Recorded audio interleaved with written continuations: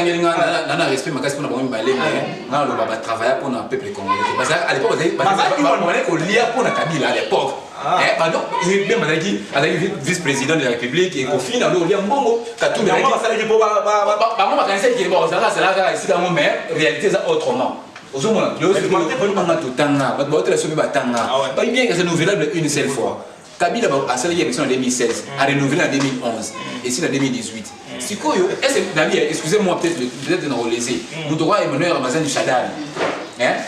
Chadal n'est pas à part que cause en colon à part que occuper la fonction de l'État où il a occupé. Allez venir la nuit. Bah surtout qui. Bah te belé bah tirer ma ficelle la ciment, il y a ministère EPSP les loyo. Dans jargon na soba congolais bah qui nous présent quand ils vont cop et katani. Nabi à temps ça à l'université à la professeur T. Pour la professeur faut défendre une thèse. Maintenant, c'est déjà l'université déjà. À ça, professeur, combien de papa. Oh, et l'autre, il y a gratuité, on a qui déjà adopté depuis 2006. Le sénateur a vu M. Joseph Kabila a promulgué en 2008. Oui. Mais il y a encore à chance de mettre en mot en exécution. Le lot où c'est quoi en exécution. Est-ce que c'est en 4 le mandat du chef de l'État est de 5 ans, renouvelable une seule fois. Bah, oui. Les gens que gratuité est effective. Les lots, on a besoin d'une classe à cause de la par rapport à la promesse ou à la peuple congolais. Mais maintenant, pour faire ça, on s'est battu à l'Obaki. Moi, j'arrive à dans la salle. On s'est battu à l'Obaki. On a PPRD, on a constitutionné ça mon ennemi. Oh, il y a des spectacles. Comme ça, il va rester au champ. Aller à la TV à contredire ne connaît pas. À encore les gâter. Pour dire que mon bat à l'obéissance à solo. Beaucoup n'a pas la mission à l'obélango. Ni dans le barat de mission ni dans la banane maroli on pour le côté. Pour ça on pour le côté. Vraiment, tous ongi les lois sur la plateau na mission pour l'obélanini. Tous ça dans la politique. L'autre ça dans le monde de la politique. L'autre pour l'obélanini. Mais merci Mingna Emmanuel Chibambe. Oh il y a besoin de chance. Il y a que zonga sur la plateau na mission. Oh il y a besoin de chance. Il y a comme besoin de résidence naïe privée et pas naïe. Il y a besoin de chance on va mission pour à l'auto l'obélara question de l'heure. Pour l'obélanini de l'eau pour la gratuité enseignement. Ni na mozoli kana gratuité enseignement. Na yebiki azana droite nanga azami placé so représenter nga pe invité nanga. Bonjour papa. Bonjour monsieur le journaliste. Na yebiki oza journaliste ya mina mboko yo. Na émission monsieur total la émission mina ba kiosque monsieur ba na invité monsieur le canal presse. Ba la nabo déjà ba tala kayo oza na Congo oza ya représenter te. Tam so mandi konde bana ne to représenter bango et Emmanuel Chibamba zanani. Qui a ça journaliste ya munene pe ya mboko yo. Ça on défendre la cause dépendamment de belé pour n'importe où. Donc nous avons un avancement de l'eau faut être sûr que bien habillé. Pour on est au loba, nous avons que l'eau peut moi chancer comme ça et tout ça. Par rapport à nous avons là. Question de monsieur Zali chaud. Pour mission de monsieur avec moi ça tomber dans sa pied 15 minutes à chaud. On met ça dans la biso ka bongo. Na bi kezamba les autres kezamba ni balé, c'est on met ça dans la biso pe ka bongo. Ma question de ça pour la gratuité enseignement. Ni le muzo de la gratuité enseignement. Est-ce que le président, avec un mot vite, il fallait avant de réfléchir bien, état de lié, avant qu'il va annoncer gratuité à l'enseignement. Merci Mini de journaliste pour la question. Non, merci Nanenge pour surprendre notre mandat pour notre mandat de monnaie. Oui, jamais pour s'en passer l'émission de la mamie dans internet. On a raté l'occasion pour tout PSAP, comment moi, qui est à haute aux ans pour la ce qui se passe réellement. Moi, je me souviens, le 2 septembre l'année, quand mon président a tenu pour lancer rentrée scolaire dans l'école Mokembeli à Lema, Nazala Kiwana, Nazala reportage pour nous Nazala sur place. Tout a présent question par rapport à la gratuité d'enseignement. Président le qui que gratuité est effective. Les lots, on a besoin d'une classe à cause de la par rapport à la promesse ou à le peuple congolais. Alors il y a une gratuité est effective. Nabi, mon gestionnaire en Boka, gérant en Boka, on a besoin de réfléchir. Gérant en Boka, on a la caisse sur Boka, il y a une place qui est gratuité est effective. À plus forte raison, il y a même pas place je me souviens qu'on frère dans mon pour la bourse comme on a des activités sur la bourse sanité. À tout le président, est-ce que le moyen d'aller, le président répond à lui, papa, je vous dis, je connais la ressource de ce pays, ou les ressources de ce pays, mais bien sûr que gratuité est effective. So, place c'est bon, on a donc la question comme on le dit déjà, on le dit bien. Oui. Mais quelque chose c'est que gratuité vrai et ça effectif, c'est vrai. Mais la capitale aux hommes, puisque tu vas pas parler de l'école catholique. Mais bon, on a vu beaucoup de gens parce qu'ils sont frères moroboués. Parce qu'ils sont dernièrement moi on a bien habité parce qu'ils ont $15 pour la suite à Baba. Au moins que président sur le Bama Moussou, maman tu as tout à l'envers de l'école aux Amam Moussou. Au moins, le président de la République est une institution.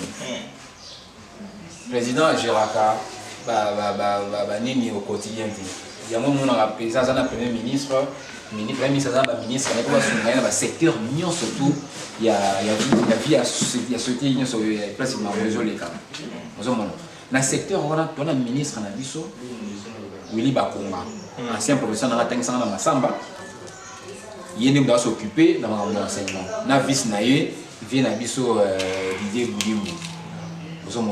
Ça veut dire que au moment où il y a effectivité, il y a comment gratuité d'enseignement, il y a le monde en est l'auto. Excusez-moi peut-être vous blessez votre belé, mais on a sur FCC. Par contre, on dit que l'eau qu'on a est effectif. Surtout qui. Tu belé tire la ficelle, la ciment, il y a ministère EPSP les loyaux. Dans le jargon de la Congolais, il y a un président qui a un cop et katani. Il y a un FCC, mais notamment les secrétaires permanents, il y a PPRD, alors bien, la katana, tant que qui est presse bien sûr, tant que qui matinée politique, il y a parti dans Bango, alors bien que pour la gratuité enseignement, il y a président Kabila. Pour le rôle. Mais la réponse est claire. La réponse est claire. Soit il faut répondre directement. Monsieur Chadar, on a respecté le procès de Monsieur Emmanuel Ramazani Chadar, ancien ministre, ancien vice-premier ministre de l'Intérieur, ancien gouverneur de la province de Monso, Katana, Maniema, tout ça. On a respecté parce que, as un professeur d'université, bon, alors comme un professeur d'université, bien bientôt, tant que ça la science politique à l'université, donc pour l'instant, c'est parmi les savants en Congo. Mais si on a un moko, baraté, boba, ou azul, même naï, on a comme douter sur sa personne. Ah bon? Donc, on a un botan, on a un poto. On a un botan, on a un pays Europe. Aujourd'hui, j'ai plus de 30 ans, je vis au Congo. Je vis au Katanga, je vis au Bukavu, je vis au Kassayen, je vis partout. Et puis, en passant, je vis à Bandondo. J'ai quand même quelques amis, connaissances par-ci par-là. Je ne sais pas, aucune place, dans aucune province, il y a une place où gratuité enseignement. Parce qu'on a évité. Il y a gratuité dans le Béza Evre Kabila. Kabila a déjà 18 ans. Et c'est là qu'il y a une province, il y a une place. Il y a une place. Il y a un monde dans le baquet. Je n'ai pas douté, moi, que personne n'a eu. Si on a tel Lindeng professeur d'université, sciences politiques. Donc je me pose la question, est-ce que. Et ça, je ne sais pas, est-ce que collectivement, on a le bélo mot, ça m'a bien, mais dans mes réserves, dans le bas, peut-être, peut-être un peu bougé. Oui, mais c'est une question. Les lots, on a ces mots, bananaï, attendant sur place à bénéficier de la gratuité. Mais d'ici une année, 2 ans, moi, on a rapidement à bénéficier de la gratuité. Alors, je me dis, c'est une œuvre émanant de l'actuel président de la République, Félix Antoine Tshisekedi Tshilombo. Or, et là, il y a gratuité, là qui déjà adopté un compte depuis 2006. Le sénateur a vu M. Joseph Kabila a promulgué en 2008. Oui. Mais il y a une chance de mettre en haut en exécution. Le lot où il y a en exécution. Est-ce que tu peux rendre hommage à ta naissance? Est-ce que tu peux rendre hommage à ta naissance? Est-ce que c'est ça?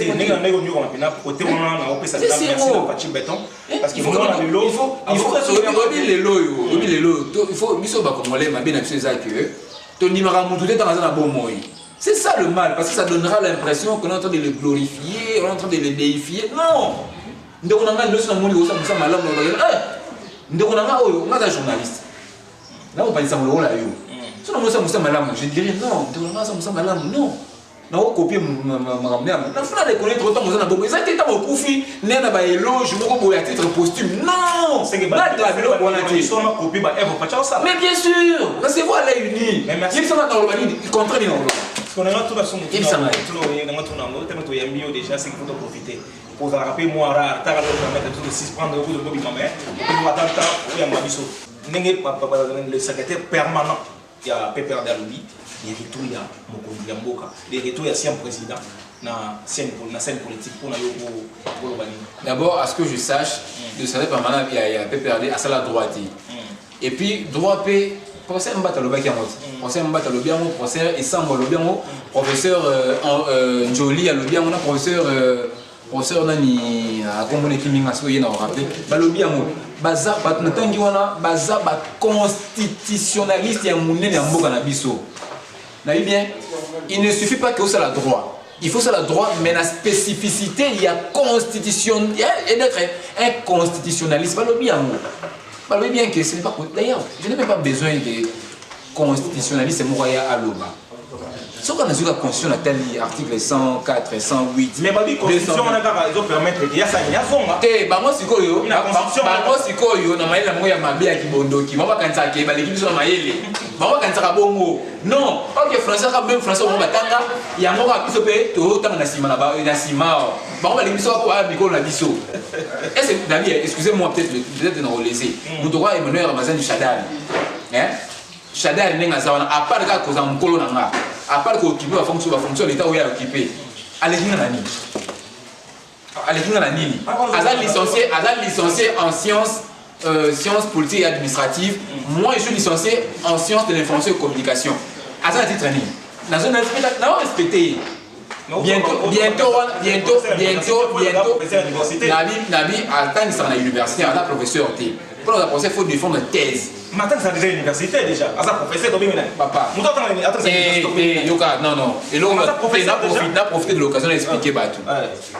Narata na bien narata mais c'est pas tard, je peux encore revenir. Narata aux assistants place n'attend la facile. Narata aux assistants parce que il y a eu quelques démarches administratives de manai. Ça veut dire si on a rappelé ngai na ba notan ça facile na professeur. Non. Ça veut dire que comme professeur, il faut qu'on défende une thèse et un doctorat. Bah, agréé de professeur. À ce que je sache, Chadal n'a jamais défendu sa thèse de doctorat. C'est un doctorant. Azan a une processus dans la cour. Bientôt là, on défend comme un professeur, oui. Mais, Azan un professeur. Et nous sommes bien, à part que vous avez un mukolo, vous avez un soin, à l'équipe de l'autre, à l'équipe de la maïle. C'est que vous avez retourné, vous avez interdit, c'est à cause de la constitution de lobby, qu'on a été. La constitution de l'autre, la TV total, on va débattre.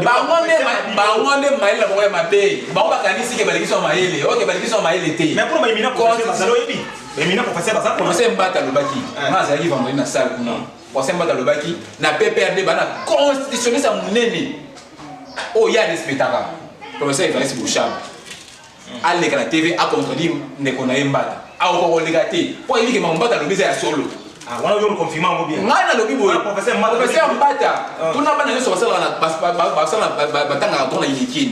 Professeur Mbata Zanani. Yo tout dans la question. Professeur Mbata Zanani. Professeur Jean-Louis Sambo Zanani. Bango ba lobby que ce n'est pas possible. D'ailleurs, on va voir la constitution, tout ça dans moi, on a un téléphone, on a ça yo. Constitution de lobby que parce que on peut entendre article là, c'est là. Sur le biquet, président Ozonga sauté. Article 74. Dans l'article 74 le biboy.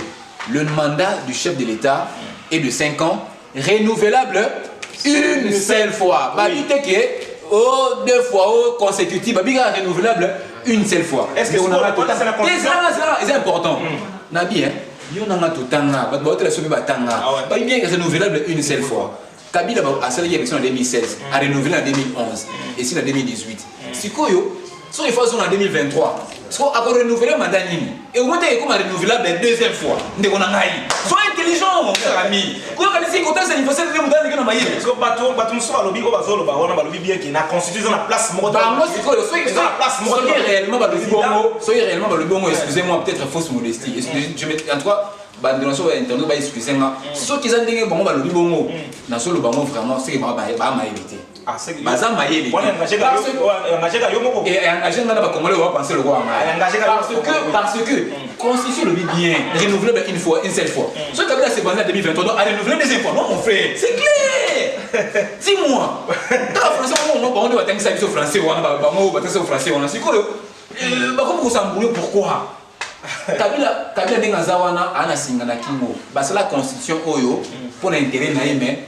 Il y a tout autre tout mais sur le bibo c'est bon pardon maintenant que toi qui me sur le bibo mais constitution on va ça là on va ça on Kabila il y a mon ça là qui on a hier mais sikoyo il y a c'est là mais la muteleke ko ya nzambe te ça va on va ça là et ça la place mo mais les soeurs bon ba ba teke et ça de faire Kabila oui mais constitution est tombé ça là maki pour ça so bemba ala ki wana Moïse Katumbi ala ki wana le loba za opposant au moins il était la démission tout le monde a eu les cas na TV pour exemple bato tangelinga na respect makasi pour na bango balé mais na loba ba travailler pour na peuple congolais parce à l'époque on lia pour na Kabila à l'époque donc il bien mazaki vice-président de la République et au final on lia mbongo Katumbi ba ba kanisa qui bon ça c'est là c'est dans mais réalité ça autrement. Il y a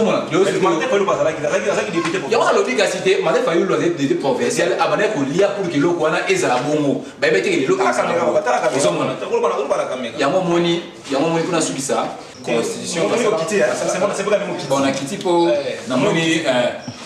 constitution, être chef de l'État, mais moi c'est le penser na loi. Non, ils ont bon. Moi c'est le penser na yo. Ils ont bon. C'est pas passé dans la télé. Yo pour dire qu'ils ont bon. Bah monsieur on doit afficher mais ils ont bon. Sur la na la police mais si on va passer là il y a un moment où maïla bato wana nzambe te. Ça na place la faiblesse du mensonge en français. La faiblesse du mensonge. La faiblesse du mensonge en français, les Français le disent. La faiblesse du mensonge, c'est qu'il y aura toujours un point d'incohérence. Ça ne manque jamais. Il y aura toujours un point d'incohérence. C'est ça la faiblesse du mensonge. Tu vois, si quand on va faire une constitution, un jour après 5 ans, raisonnable bien déplacé on a quand même ça là et gagner merci parce que on a battu la mboka au ba professeur André Mbata ba professeur le là ba Jean-Louis Sambo ba professeur le là ba Jacques Joly oyo bazona ça dit OK ce n'est pas possible na constitution bon ba ça là à top ça moi na 6e moi j'ai une amie auto dans ce quoi bimi ana signé des humanités ah mais il m'a cassé même hier je savais que mais Emmanuel ça sera possible dans moi na signé des humanités Amine Anaï, Flavienne. Emmanuel, moi j'aime bien la politique, mais Kabila comment va rentrer? Ça la 6e. C'est bon, voilà une addition. Donc, s'il te plaît. Voilà, moi la vie qui est le bilango. Lobby, émission qui est à Baleine. Autant la n'engue, papa n'a vu son nazo. Ah, vraiment, on a eu moi, on est ok, des bons. Mais émission qui est bien. Ceux qui peuvent m'appeler beaucoup, mais ceux qui sont assez et vous avez bien, vous en avez posé la critique, par remarque, la bien, ça la mission bien. Vraiment, tout ça qu'a pour la bine, tout ça qu'a pour la bine. Puis tout a parti quitter, puis tout a des villages. Autant va bien que ça au Kenya, autant bien que ça au Kenya. Vraiment, je sais que sur la moto, la question de l'air, oh ya moka, oh tellement moka. Vraiment, on peut ça yo merci na ningo peso opportunité pour mission na na yo. Ouais, ma mission recevoir mission après ça moi tantôt sur là. Tout le monde m'a c'est Congo tout le là. Mais il y a des questions sur la route là. Par rapport à présence il y a Fatina en France, il y a présence Fatina en France. Ce qui a eu moi le bateau ils ont la carte. Pour moi il y a thème qui na moni yé, à ça le meeting là yé et le meeting de Masali face à compatriotes congolais. La France ça fait interview na bango sur le na bango pour na yoko lobani na ndenge soir. Oui, d'abord président Bagango lobby parce que il m'a pour la voyage naé mais ba voyage naé ça pour produire le lot on a vu sur les acquis soustraits dans le reste du monde. Tout ça qui même pas même plus dans concert de nations. Le président Fachi a rapproché Mboka à Sanisi Yamo dans le reste du monde. Le lot Omoni, pays surtout, ils ont aussi coopération dans le monde RDC. Donc on a pensé à président Fachi. $1 milliard. Alors bien, on peut avoir voyagé, mais là on dépensé. Président Lobby a dépensé même pas 50 millions, mais il y en a 1,5 milliard. Papa. 1,5 milliard. Vous avez un voyage, mais ce que vous avez pour 1 milliard, vous avez attends l'agriculture. Ou bien dans la gratuit enseignement. Au moins, ils ont produit. À ça, il y a président au président avant la quoi, Mimratine d'Arabatou. Il y a un Mimratine d'Arabatou. Au ministre des Affaires étrangères à Boyi. Au professeur régional à Boyi. À Lini et Moko. À palper. Pour un ministre, on va dire, voilà. frère l'émission il m'a révélé on a vu na sima résultat exact le président boy bloc wana ba mo était ma yé mo ndo kende akeye ayo asololi a signé a monté le côté simatini yo ministre kende ko paraphraser ya mo moni yé mo sa politique il y a les domaines vision longue quoi faire pena boy makambo atini ministre affaires étrangères donc c'est comme ça président est-ce que vous en avez conseil auprès sa président conseil pour le président conseil nanga ezaka ki conseil nanga ezaka ki président de la république procédure oyo entamé ya voyager ya osalaka ba makambo yo moko en face boy na ba interlocuteur no et la bongo tina faire mandat na ko tina ba ministre te kaka yo moko conseil nanga ya pour la monde ya vrai vrai système président tina ba ministre te yé moko ki na kanda ça ba non c'est comme ça donc mot de la fin merci beaucoup seulement ma gratuité ils ont belé travaux à construction tout ça aucune réalité donc le bas quand même c'est qu'on appelle sur une mise le bilan de la construction là on a essayé maté parce que tout le monde peut non boma chikapa on dit salami pas boma chikapa boma nani boma mwanda boma mwanda tout ça bandile sami chikapa kuna ti bandile salami le logo lo ngala manono oketi na bafizi bandile do salama kana kimtsa ti to ba ko balbara mieux vaut la fin d'une chose que son commencement moi je vous dis attendons la fin on sera soulagé et ça va douleur d'affantement moi si nous sommes en bota pas si aller là tout le monde on ça tout ça va crier mais na si maintenant on a obima a commis joyeuse on sait pas vaut mieux la fin que son début donc on a un bouteille je dois souffrir non pas ton message on dit à kala tout c'est parce que nous ici la bouteille ici là vraiment merci ceux qui ont fait contact d'abord vous avez la conscience on a eu à ce moment mais belé ça comme je vais contacter les débat les pas liste ba ko benga pe yo moko voilà nga naza na ngai soki mundu sanga zwanga nazaka na numéro moko numéro ya yo moko ya mbango te ya numéro na ngai on par sec on a moté pour pas to kota normalement mais bayi bana tango yo koti na monyo kanga memu na ndio yo koti to sololi osomona nga lo bana zongi la logo rep na zongi la logo plusieurs fois professeur na monta sanga na G2 na ifasiki comme le professeur Georges Jérémy Wawa un journaliste Azam Mouto Azam Mouta contact adresse tout ça mon abo je ne sais pas ma téléphone Azam délinquant ngai na zana ramba délinquanté na moussa bien nga zo ngai so bien pour une émission pour une discussion pour un projet je suis là donc pour m'avoir les 081 40 50 220 c'est le seul numéro sur WhatsApp dans tous les réseaux sociaux. Merci à tout le monde dans le Baba. Et puis nous merci d'avance pour émission Zakito Makasi. Oh, une autre senti que c'est félicité plateau zanango awa akoya pour droit de réponse pour avoir oh ya moni giazana pour ça pour lobela mamuna yaza moya lobela nion surtout ya politique ya surtout zanango pour ça pour lobela yaka to ya mayo ne biso to lobela ngo pour to lobela ngo eza pona ba congolais surtout. Vraiment, non, l'ina prochainement quand on lobby, on est plutôt sur un mot. Plutôt on a posé un mot. On a tapé sur mon abonneur. T'as pas un ami sur mon abonneur. Voilà. Tous les gars vont mon mot meilleur. Pour nous faire avancer l'idée. So rose normalement contradicteur mon pembe na ngai. Marambo na loba contradicteur. Ne sont les sumara. Franchement, ce sont contradicteurs et ça fait bien pour tout débattre. On a la sujet. Merci à mon papa, mon boss, mon papa. Ouais, il y a un mingi, ouais, il y a des biscuits. Oh, les mingi, oh, les nini. Boulot et moi.